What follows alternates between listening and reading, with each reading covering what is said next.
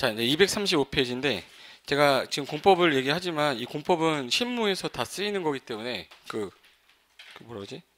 여러분 중개사 공부 자격증 따기 위해서 수업 듣는 분들도 있지만 강남 같은 경우는 중개업 하고 있는 분들이 와서 야간에 많이 들어요.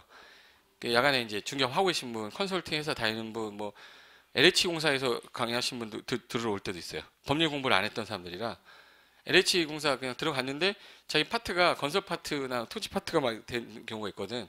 그 사람들은 뭐 법을 공부해 본 적이 없잖아. 근데 그 가르쳐 주는 학원은 공인중개사밖에 없어요. 중개업을 하는 사람들한테 시험법이 들어가 있으니까 감정평가사 쪽은 자세하게 안 하거든요. 자세하게 하는 데가 공인중개사밖에 없어서 오거든요. 실무 강의 할 때나 뭐 중개사 시험 공부할 때. 근데 그 사람들은 필요해서 온 거고 여러분은 자격증만 따면 되잖아. 응? 근데 어차피 자격증만 따고 나서도 어차피 할 거면 공법 좀 잘해두면 좋아요. 일단 50점 넘는 게 목표지만 60점 넘는 것도 목표로 해도 돼. 예. 근데 자격증을 딸 때는 5점만 넘어도 돼요. 예. 너무 스트레스 받지 마시고 그냥 아 이런 거 있구나 해서 내가 나중에 배웠던 게 지나가다가 보이니까 도로가 붙었는데 빈땅이 하나 나왔다. 저걸 내가 만약 매입하면 어떻게 할까 이 생각도 해보면서 가는 거예요. 예. 그 단순하게 와 땅 있었으면 좋겠다 이게 아니야. 예. 아, 저 땅에다 뭐 하면 좋을까 막 생각해보는 거지. 예. 주변에 보니까 상권도 괜찮아. 그러면 1층을 상가로 빼고 2층을 주택으로 빼가지고 다가오지면 괜찮겠는데 뭐 이런 생각도 해보고 도시형 생활태 한번 줘볼까? 원룸형으로 몇 층까지 질 수 있지? 뭐 이렇게 생각해보는 거예요. 예. 근데 아무 생각 없으면 오늘 올 때도 아무 생각 없이 왔잖아. 뭐 발길 닿는 대로 그냥 왔잖아. 왔는데 또 공부를 하고 나면 아 이제 뭔가 좀 샘솟아 뭔가를 좀 해야겠다 샘솟아요. 엘리베이터 딱 내려서 딱 나오는 순간 다 사라져요. 밥 먹어야 되거든 배고파 죽겠는데. 예. 자 하나 물어볼게요. 우리나라에서 제일 높은 건물이 4년 전인가? 4년 전까지 뭐였는지 아세요? 4년 전까지? 아, 63빌딩이 제일 낮아요. 저기 삼성동 도곡동에 있는데 타워팰리스가 제일 높았어. 그러다가 갑자기 저기 부산에 위브더 제니스가 등장을 해가지고 부산의 위브더 제니스가 제일 높아졌다가 인천의 송도에 국제무역센터 있어요. 월드 트레이드 센터가 들어가면서 제일 높아졌다가 다시 서울에 123층인가? 아, 제일 롯데월드 들어가면서 걔가 4등, 5등으로 내려앉았어. 63빌딩이 8인가 9인가 그래요.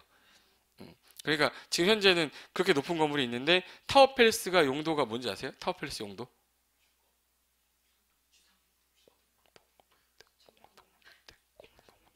공동주택이에요. 아파트예요, 아파트.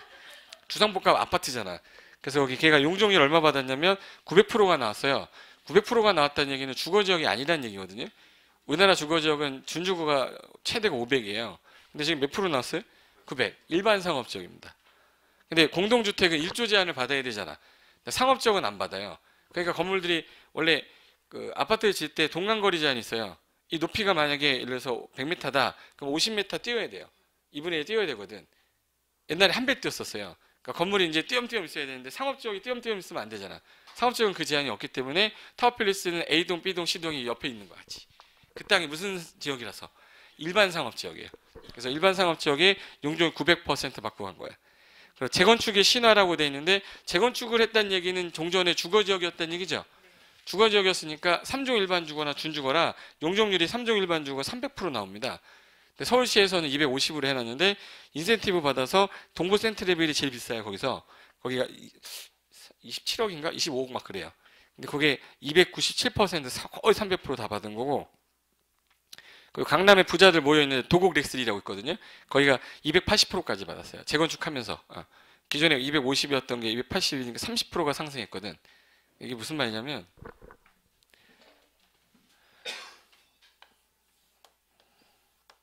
여기 지금 현재 여기 30평짜리인데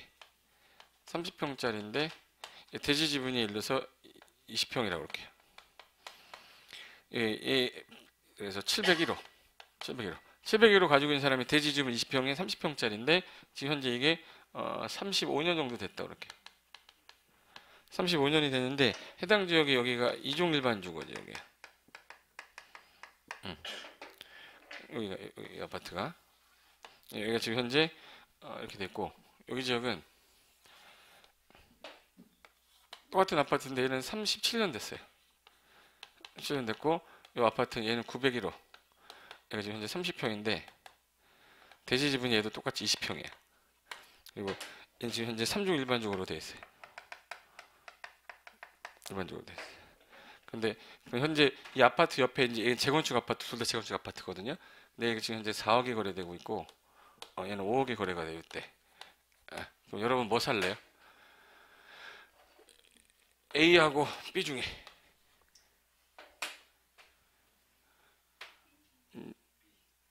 그냥 한번 생각을 해보는 거야.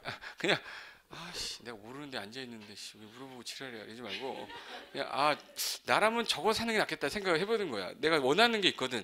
내가 틀리게 해놓은 게 있어. 색깔이 달라요. 어딜 틀리게 해놨어? 이걸 틀리게 해놨잖아 색깔을. 그러면 저것 때문에 힌트를 준 거잖아. 그럼 이제 저걸 왜 줬냐면 용적률 준 거예요. 이종 일반 주거지역 용적률 얼마냐면 250%고요. 얘가 300%야 최대가 원래. 조례에서는 50%씩 더 줄어 있는데 이 상태로 간다 그러면 얘가 왜 5억이 더 비싼지를 알아야 되는 거야. 왜 그러면 주변의 아파트가 30평짜리가 지금 현재 새 아파트가 지금 현재 10억 정도 간다. 몇 억 정도 간대요? 10억 정도 간대. 그럼 평당 얼마라는 얘기예요? 3천만 원이란 뜻이잖아. 3천만 원 아니지. 얼마야? 3.3? 3,300. 3,300만 원 정도 되는 거잖아. 그죠? 강남은 평당 5천만 원 정도 되거든요. 그러니까 30평짜리 3,300이 10억이면 싼 거야. 근데 얘 지금 현재 이 아파트 주변에 3억에 거래되는데 얘가 지금 현재 지금 대지 지분이 얼마죠 지금? 20평인데 250평이면 2.5배 싸는 거잖아. 2.5배 싸는 거니까 얘 몇 평까지 갈 수 있는 거야? 곱하기 할게요. 2, 50, 2는 4, 50평 가는 거잖아. 뭐 50평 가는 거고 얘 같은 경우는 20평일 때 300%잖아. 몇 평 가는 거야? 60평이면 몇 평 차이가 나는 거네? 얘가 10평이 더 나오는 거네. 여기 얼마예요? 평당? 3,300이야. 그럼 얘는 3억 3천이 더 비싼 거죠. 그럼 얘는 지금 1억만 더 비싼 거잖아. 2억 3천이 더 싼 거야, 얘가. 제 말 이해됐어요? 뭐 때문에 그런 거야? 용적률 때문에 그래. 그럼 용적률은 어디에 적용돼 있는데? 용도 지역에 적용돼 있잖아. 그러니까 제일 먼저 대지 지분이 똑같으면 뭐 찾아봐야 되냐면 용적률 찾아봐야 돼요. 그러니까 용도 지역이 뭔지 찾아봐야지. 그러니까 2종 일반 주거하고 3종 일반 주거 중에서 얘가 비싼 이유는 나중에 용적률을 더 많이 받기 때문에 내가 받을 수 있는 평수가 커지니까 얘가 더 비싼 거다. 근데 비교해 봤더니 얘가 이렇게 커질 줄 몰랐잖아.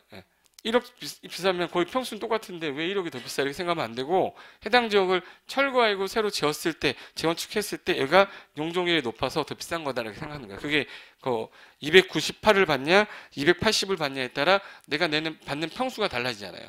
2평을 더 받으면 6,600만 원 생기는 거고 그죠? 5평을 더 받으면 더 많이 생기는 거잖아요.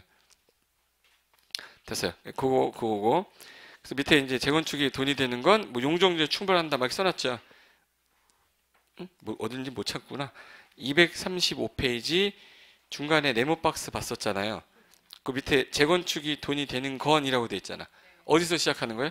용적률에서 시작하는 겁니다. 그만큼 재건축의 수익성을 좌우하고 소유자에게 더 넓은 평형을 무상으로 제공할 수 있는 기회가 더 많아지는 거야. 클수록. 그래서 상업용지였던 타워필리스 900% 용적률을 받아 우리나라 최고로 높은 건물이 되었었죠. 4년까지.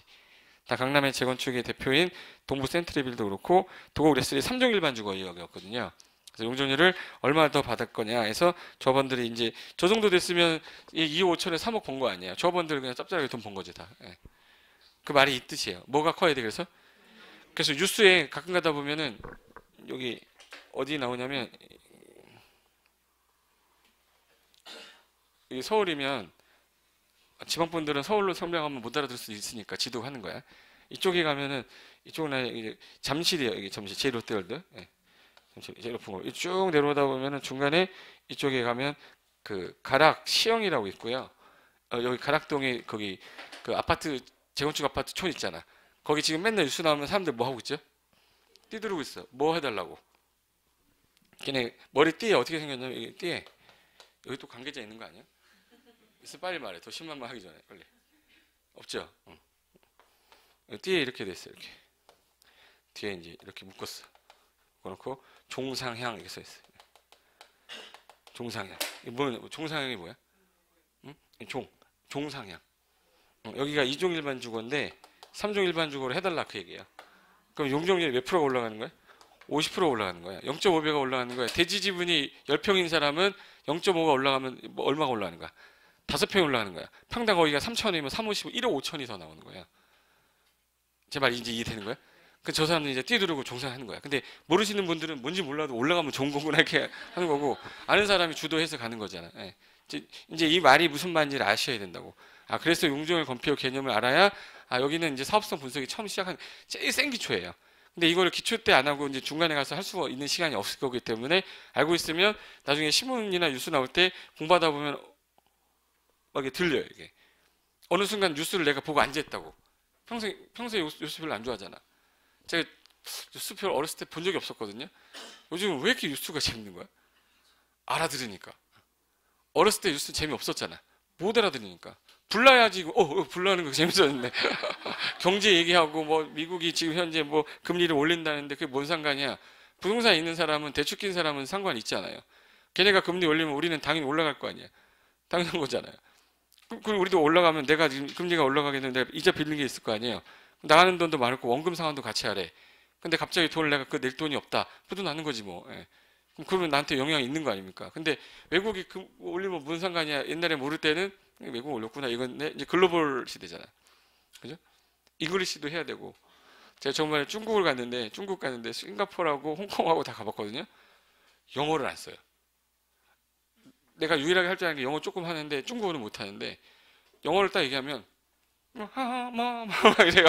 못 알아듣겠대. 중국어 하라는 거야. 그러니까 바지 랭귀지로 막 이랬는데, 이제는 영어 써야 되는 나라가 이제 뭐 써야 돼? 중국 꼭 공부하세요. 중국어. 미국 가는 것보다는 이제는 우리 중국 쪽으로 가는 게 많을 거니까 대륙 가야 되잖아. 그러니까 중국어 많이 했어요. 그래서 중국말해서 부동산 시장에 중국인들 다 데려올 거 아니에요. 예? 외국 사람들 우리나라 땅 사기 시작하니까 중국인들이, 그럼 나 중국말 할 줄 알아야지 뭐 중계를 할 거 아니야. 쉐쉐 뭐 쉐쉐예요. 아는 거 그거밖에 없으면 안 되잖아. 근데 무협 영화 되게 많이 봤었는데, 옛날에 무협 영화 보면은 그 변신하는 게 있어. 막 악마가 되고 마녀가 되고 하는 그런 게 있어, 무협 영화에. 거기서 쓰는 표현 중에 제일 많이 쓰는 게 쉐쉐 따그 뭐 이런 거만 써요. 근데 거기 갔더니 진짜 쉐쉐를 쓰더라고. 영화에서 듣던 영어 그 단어를 쓰잖아. 그러니까 중국어가 되게 재밌는 게 많아요. 그 하고 나서 내가 해놓고 내가 중국어를 좀 책 보고서 했어. 근데 막 뭐라 그러지? 막 창피한 거 있죠. 예. 일본어도 하고 나면 되게 창피하잖아. 고생이마스 막 이러잖아. 근데 우리랑 그러니까 창피하더라고. 근데 영어는 별로 안 창피하잖아. 맨날 우리 그냥 배워왔기 때문에. 근데 일본어하고 중국어는 왠지 쓰고 나면 내가 발음을 제대로 한 건지 이런 생각은 안 들고 창피하다는 생각이 더 많이 들더라고. 예. 중국어 열심히 하십시오. 깜빼올 이거 배워야 돼. 이거 배워. 깜빼올도 이제 밑에 짬고정리 보시면 밑에 껌배우 용적률이라 써 있죠.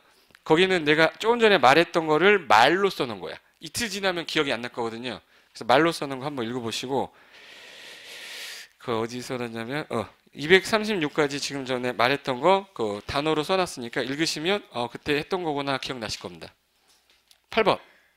이 8번이 그 주택법에서 주로 나왔던 거라서 제가 넣어봤는데, 다세대랑 다가구의 차이점, 그러면 다세대하고 다가구 차이점부터 갈게요.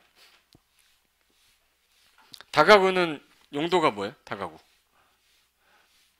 주거 그러면 주거야. 다가구 용도. 다가구 주택의 용도. 다세대 주택의 용도. 용도. 얘 무슨 주택이고? 단독주택이잖아. 용도가 단독주택이고 얘는 공동주택이잖아요. 단독 공동의 차이점은 소유권자가 다른 거거든. 다가구 주택은 소유권자가 한 사람이고, 다세대는 소유권자가 그 소리예요. 예. 근데 생긴 거 보면 외관이 거의 비슷하기 때문에 헷갈릴 수 있기 때문에, 일단 정의상에서 얘는 3계층, 주거로 쓰이는 거 몇 계층이야? 3계층이하고 바닥 면적 합계 있죠. 바닥 면적을 더한 합계, 주거로 쓰이는 게 660제곱미터 뭐예요? 이하면서 19세대 이하가 거주할 것 이렇게 돼 있어요. 근데 얘는 정의가 어떻게 되냐면 3계층 이하가 아니라 4계층으로 사겠고, 몇 계층이야? 4계층이야. 바닥 면적의 합계가 660제곱미터 뭐일 것 이하. 이게 정의야. 이게 키워드만 쓴 거예요. 그럼 얘 그림 그려볼 테니까 잘 봐요. 여기다 그릴까? 일단 바닥 면적이 200제곱미터고 200제곱미터고 200제곱미터야. 그래서 100이에요. 다 주거로 쓰이고 있습니다. 그러면 일단 얘 같은 경우는 현재 우리 공법 공부할 때 연립주택 같은 경우랑 다세대가 둘 다 4계층 이하죠. 이거 다세대하고 연립 차이점이 바닥면적 합계라고 그랬잖아. 바닥면적 합계가 얼마? 660 초과하면 뭐? 연립, 이하면 다세대. 근데 2, 4, 8이죠. 그럼 얘 연립주택이잖아. 연립주택이죠. 근데 이걸 지으면은 이제 뭐가 되는 거지?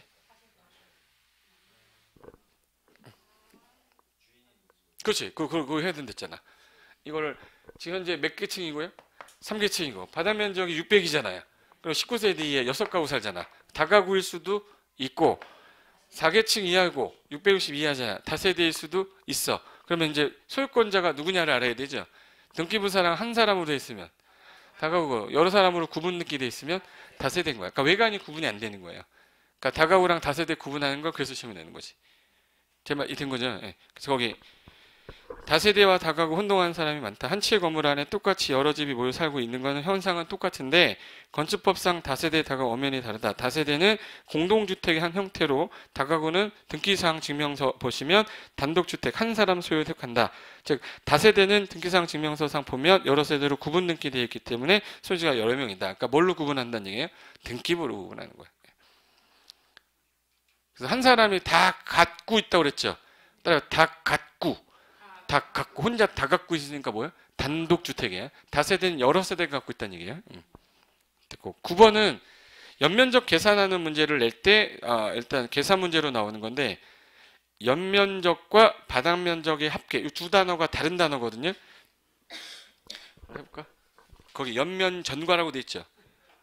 귀엽지 않아요? 틀리니까 막 귀엽잖아. 오타도 나오는 게 귀여워야 돼.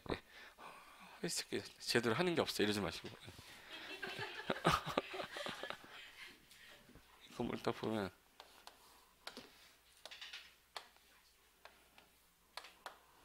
자 여기 바닥 면적이 100평이라고 할게요. 다 똑같이. 자 이 건물 연면적 얼마예요? 라고 할 때랑 바닥 면적의 합계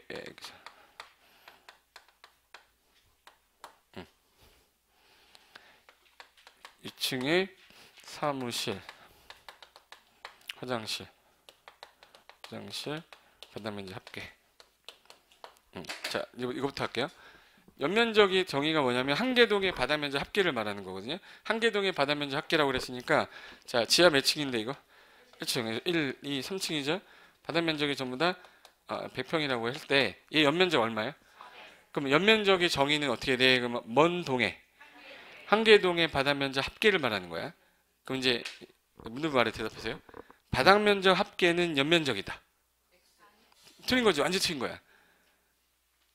지금 뭐가 틀렸는지를 구분이 안 되면 안 되는데 물어볼게. 여기가 우리 강의실이죠. 옆에 여기 사무실 있죠. 저 화장실 있고 옆에 사무실 또 있죠.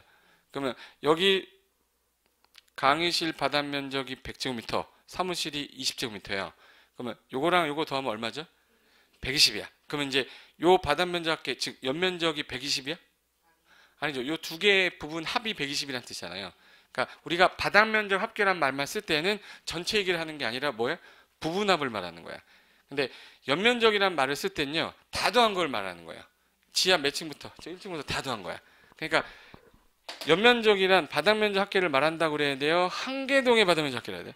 그러니까 요 앞에 요 수식어가 붙어야 돼요. 제 말 이해됐어요? 그러면 2층에 사무실하고 화장실의 바닥 면적 합계는 현재 120이다라고 하면 얘는 요거 두 개의 합계를 말하는 거잖아. 그러니까 연면적 사무실과 화장실의 연면적이 120이다라는 말이 안 되는 거잖아. 연면적은 다 더하는 거라고 했으니까 제 말이 된 거죠. 그래서 거기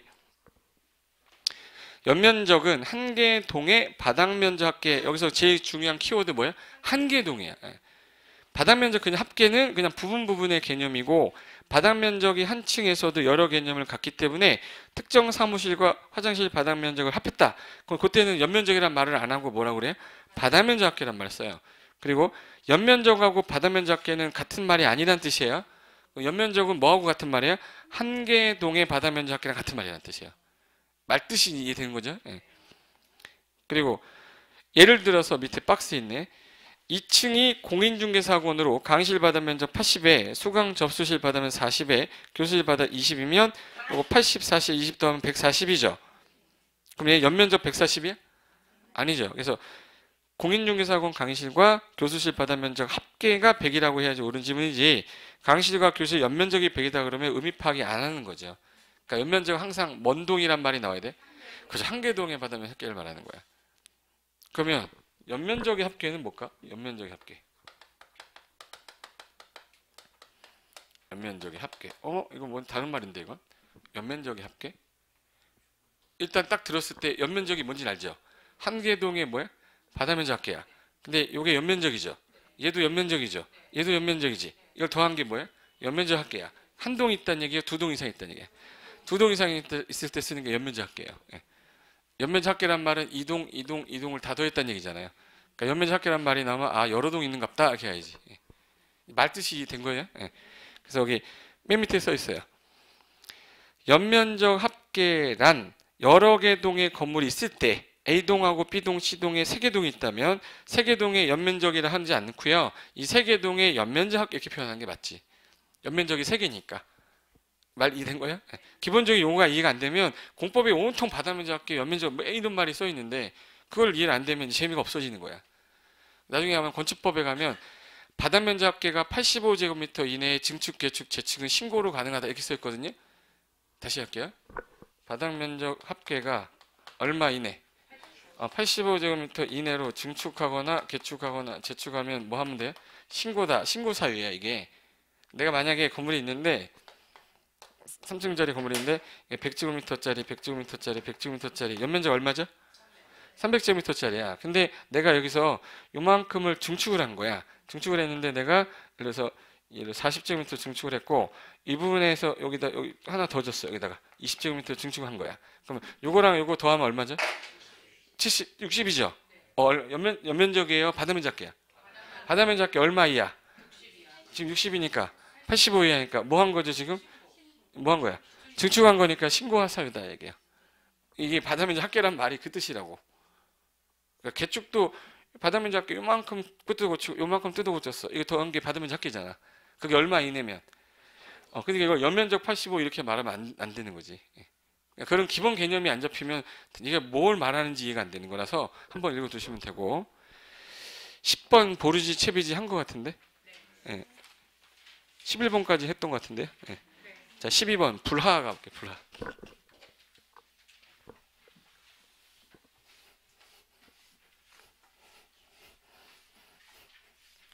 다음 주까지는 수업 있습니다. 그 다음 주에 수업 없고 다음 주에 수업 있으니까 와야 돼. 예.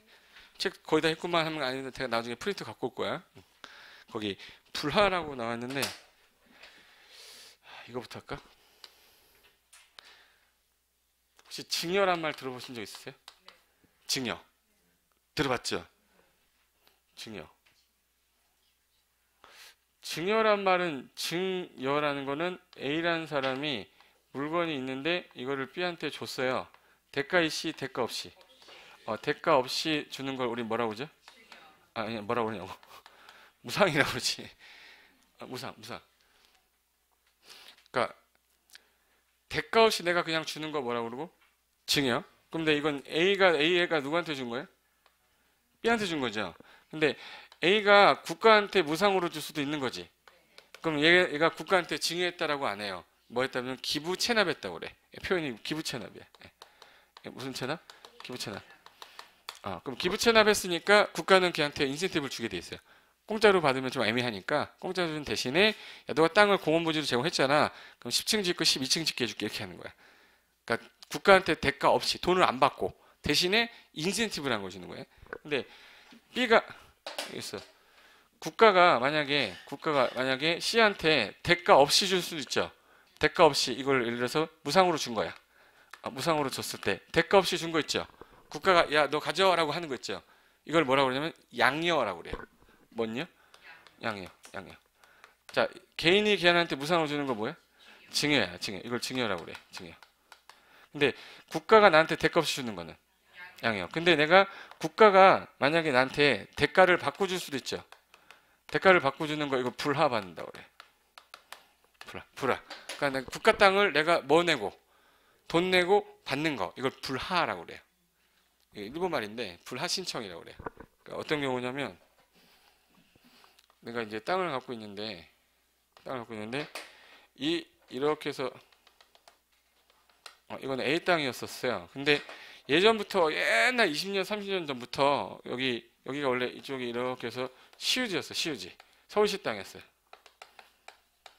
서울시 땅인데 얘가 건물을 짓고 살다 보니까 이렇게 된 거야.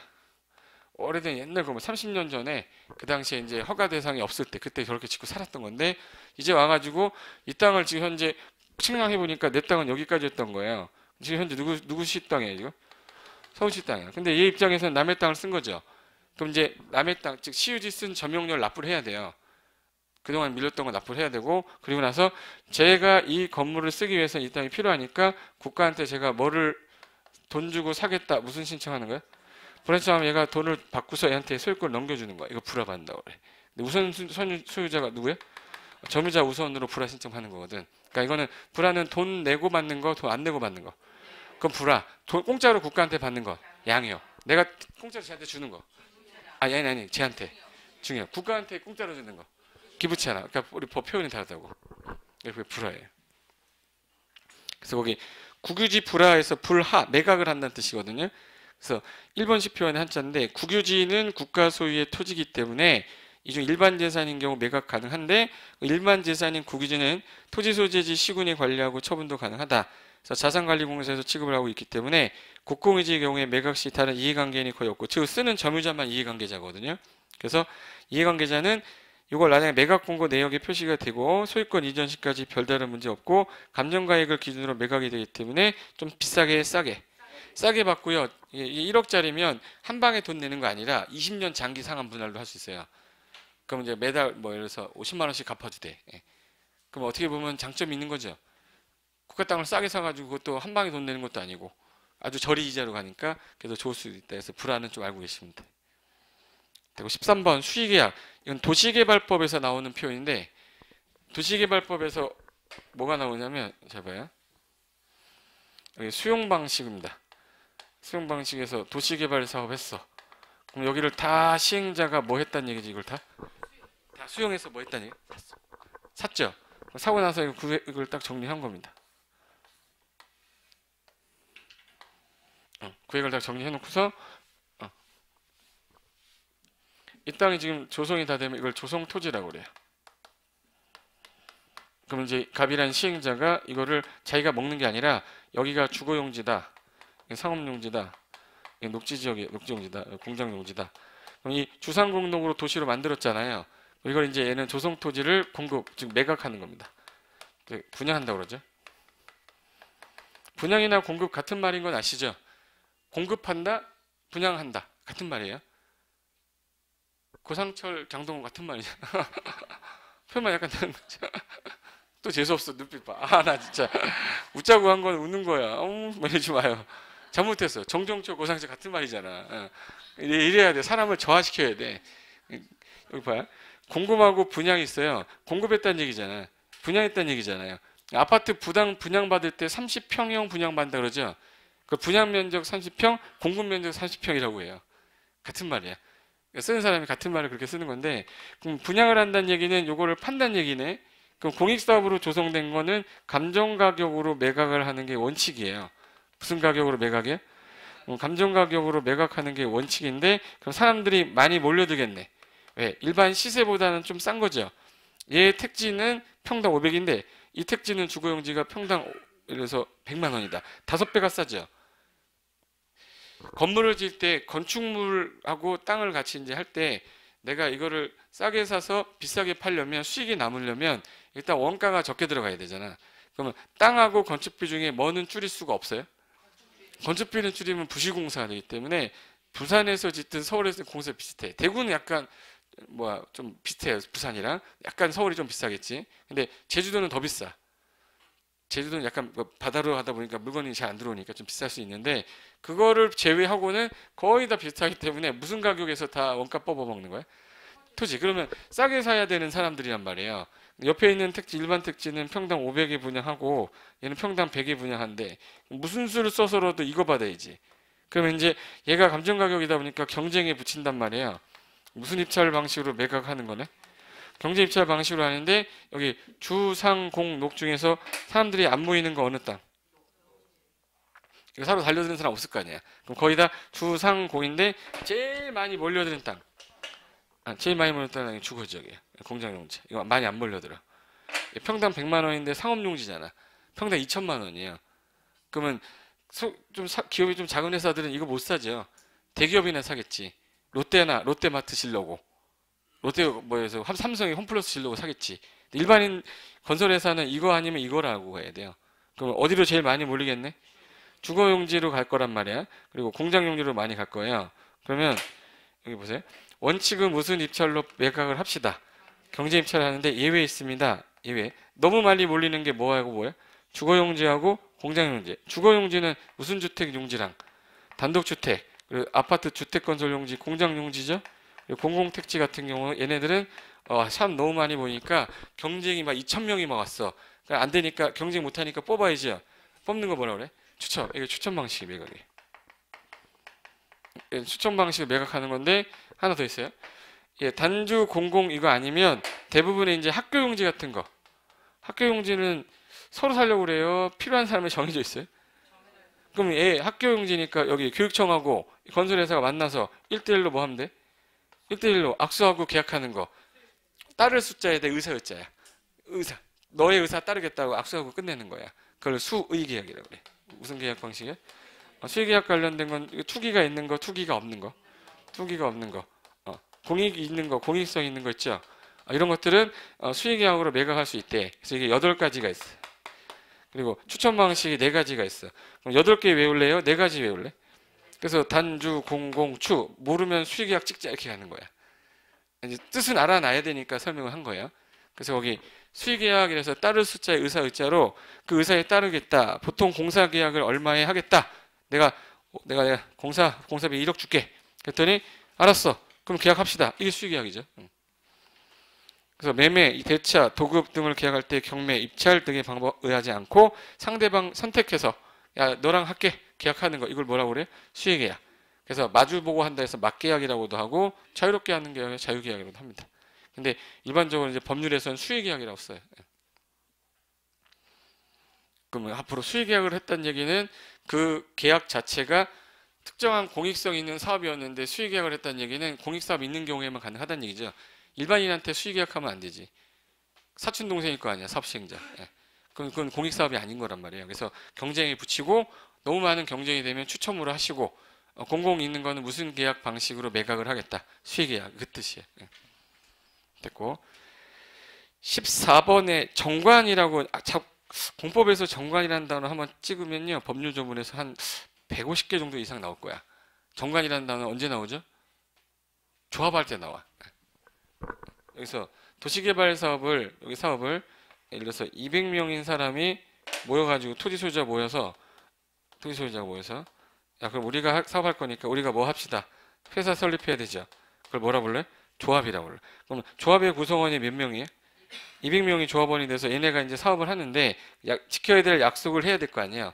규칙하고 약속 정한 걸 규약이라고 그래. 그래서 토지 소유자들이 보통 약속 정하는 건 규약이라고 그래요.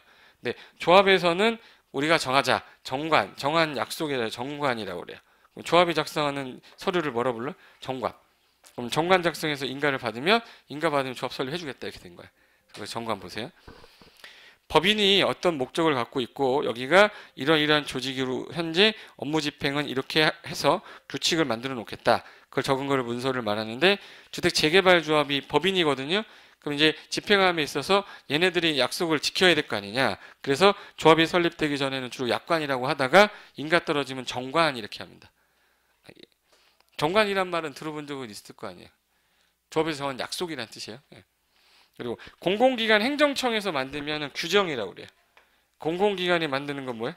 규정. 그러니까 행정청이 약속을 정했다. 행정청이 정한 약속은 뭐로 보시면 되고? 규정이고 조합이 약속 정하는 건 뭐고요? 정관. 토지 소유자들이 약속 정하는 건 규약. 그래서 앞으로 정관 등이라고 할 거거든요. 정관 등 그러면 정관, 규약, 규정을 말한다 이렇게 됐거든요. 법조문에 그렇게 돼 있어. 정관 등 그러면 기타 등등 있을 거 아니야. 그럼 정관, 규약, 규정을 통칭해서 뭐라 불러요? 정관 등이라고 한대요. 나중에 규약은 토지 소유자가 만드는 거. 시험 이거 안 나오는데 안 써도 되는데. 그냥 정관 등이 정관만 알면 돼. 정관. 누가 작성하는 거? 방금 전에 했잖아. 조합. 거기 정관은 조합이 만드는 거. 15번에 앞으로 그 국토기획법 공부하다 보면 고시한다, 공고한다, 열람한다 이런 말 되게 많이 나오거든요. 근데 고시하고 공고 차이점이 크진 않아요. 크진 않은데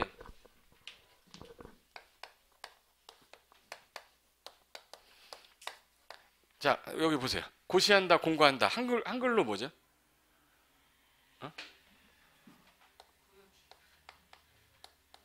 알린다. 그래서 옛날에는 방이라고 그랬어. 방 붙인다고 그랬잖아. 담벼락에 방 붙였잖아. 그게 고시한 거야. 근데 고시하고 공고의 가장 큰 차이점은 효력이 있냐 없냐 할 때거든요. 그러니까 공고라는 건 일정한 어떤 효력이 없을 때 일정 기간 보고 끝내버리는 거야.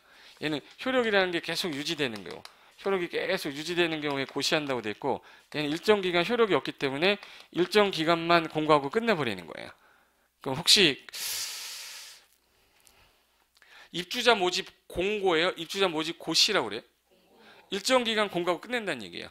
그러면 혹시 GS 마트 가면 문 열 때 옆에 아르바이트 뭐 모집 공고라고 돼 있어요? 고시라고 돼 있어요? 그래서 땡땡명 이렇게 써 있죠. 공고 일정 기간 하고 뽑으면 이거 떼버리겠다 그 얘기예요. 네, 고시라는 건 한 번 효력이 발생하면 효력이 없어질 때까지 계속 유지되는 것들에 대해서 쓰는 게 고시야.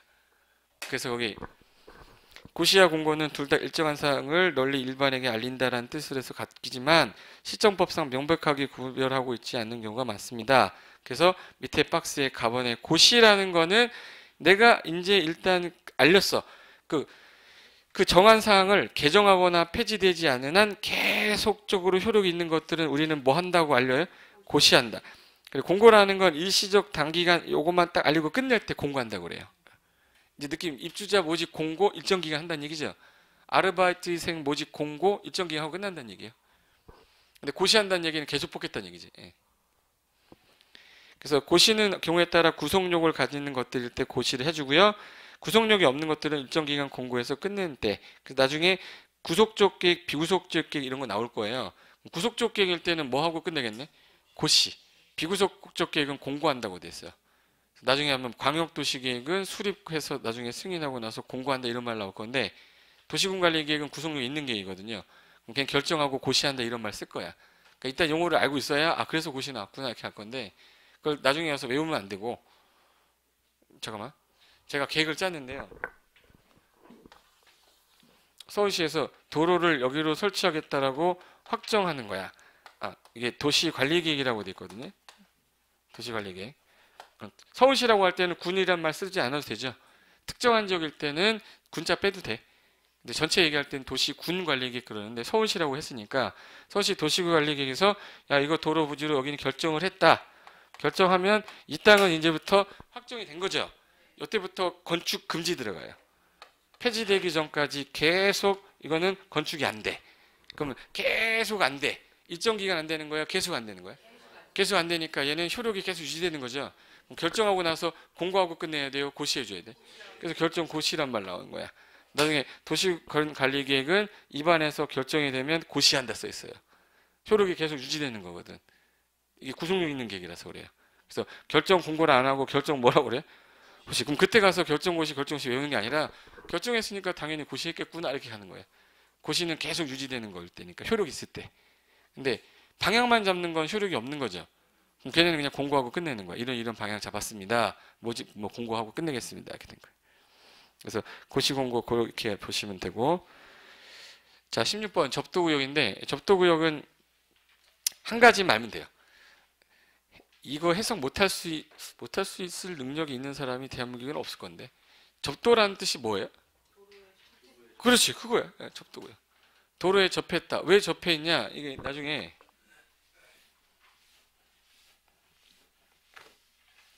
이 접도구역은 좀 자세하게 좀 해야 되니까 그 뒤에 하나 볼 거 있는데 그 17번까지만 보자. 17번 이거 16번은 다음 주에 하고요. 17번 잠깐만 보세요.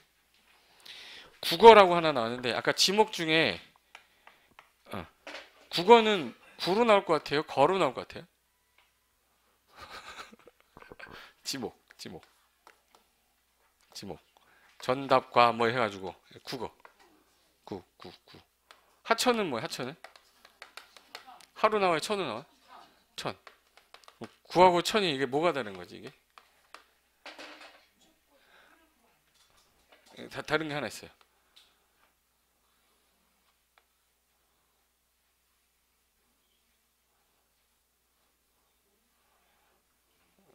힌트를 주고 있는데. 폭이 5m 이내는 국어, 5m 넘으면 하천이야. 그러니까 규모가 좀 작으면 국어, 규모가 좀 크면 뭐야? 하천. 그럼 한강은 국어의 하천이야. 5m 넘잖아. 그러니까 국가 하천 이렇게 하잖아. 예. 한강 국어라고 안 하잖아요. 예. 동네 조그만 물길 흐르면 국어예요. 예. 그래서 하천보다 규모가 좀 작은 4, 5m 폭을 개울을 또랑 같은 거를 국어라 하는데 농사 짓다 보면은 용수 필요하죠. 물 빼야 되니까 배수 필요하니까 인공적으로 만든 수로나 부속시설 부지 자연적인 유수를 하기 위해서 만들어지는 거를 국어라 하는데 특수지법이 공간정보법 바뀌면서 지금은 그대로 얘는 그냥 뭐라고 그래? 지목이 뭐로 놨어요? 구이고 하천법에 적용을 안 받는 이유가 하천이 아니거든. 하천법 받으려면 몇 미터 넘어야 돼? 폭이? 5m. 그때 하천으로 가는 거야. 그래서 국가 소유이기 때문에 경매의 대상은 아니나 폐국어부지의 어떤 양효를 통해서 개인 명의로 등기도 가능해. 폐국어지는 요거 안 쓰니까 국가에서 내가 그 대체되는 국어 종지를 제공하고 국가한테 무상으로 그 땅을 받을 수 있어요. 무상으로 받는 거 뭐라고 그랬죠? 양효 받아서 개인 명의로 등기도 가능하고 20년 이상 점유하게 되면 취득시효 대상이 됩니다 또. 그리고 국가를 상대로 취득시효 완성으로 인한 소유권 이전 청구를 할 수 있고 20년 이내에는 국가를 상대로는 매수협의는 못합니다. 왜? 취득시효 몇 년으로 됐기 때문에 20년으로 됐기 때문에. 그래서 국어라는 거는 나중에 어떨 때 배우는 거냐면 맹지 탈출할 때 하는 거예요. 도로인데 보통 국어가 옆에 있지 이렇게 해서 물 이렇게 흐르잖아 운전하다 보면. 그러면 이 땅 같은 경우는 맹지예요 맹지 아니에요? 맹지 돌에 안 접혔잖아. 물 지나가는데 어떻게 이거? 그래서 머리 쓰는 사람들이 이렇게 콘크리트관이 있어 이렇게 녹강이라고 옛날 하던 거. 그럼 이거를 여기다 갖다가 씌워 이렇게 씌워. 물만 지나가면 되잖아. 그럼 물 밑으로 들어가면 되죠. 그거 그 옛날에 살인의 추억에서 여자의 그 치치 꺼내는 데가 그거 또랑 이거예요 이거. 이건데 여기 차가 이제 이렇게 들어갈 수 있나 이렇게? 그럼 2m 이상만 잡으면 되죠. 그럼 이건 이제 여기다가 콘크리트로 되어 있으니까 차 진입되잖아. 이게 맹지 탈출할 때 쓰는 거예요. 근데 이 국어는 누구 거래 아까? 그래서 국어 전면 허가 받아야 돼요. 그리고 이거 콘크리트 요거를 국가에 기부 체납하는 거야. 무상으로. 대신에 전면 허가 해주겠다. 그럼 얘는 맹지 탈출됐으니까 건물 지수가 있다. 그래서 국어는 알고 계셔야 되는 거야. 국어 무슨 말인지 알겠죠? 네. 됐어요. 여기까지 하시고 다음 주에 거기 접도구역부터 뒷부분 끝낼 건데 다음 주에는 토지거래 허가랑 매도청구랑 주택법 관련된 것들이 좀 남아서 그거 다 끝내야 되거든요. 그래서 다음 주에 이어서 할 테니까 오늘 여기까지만 하겠습니다. 다음 시간에 뵙겠습니다. 수고하셨습니다.